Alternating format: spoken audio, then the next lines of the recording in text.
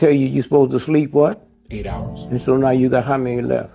16. And then you're supposed to work what? 8 hours. And now you got what left? 8 hours. You haven't cooked.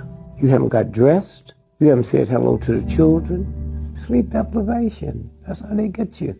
Sleep deprivation. Huh? You haven't watched TV. You haven't called your mother, your children. Sleep deprivation. It's right there. That's why the rich folks, you better not try to call their house after 8 o'clock at night. They sleep. You work midnight, what they call the midnight shift? Graveyard shift. Graveyard. What graveyard mean what? Yeah, the cemetery. Death. Okay. Cemetery. Why? 90 minutes after the sun go down, your brain get recharged. After midnight, the charging stops.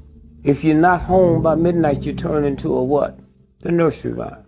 Pumpkin. Pumpkin. Yeah. What's the only part of your body look like a pumpkin?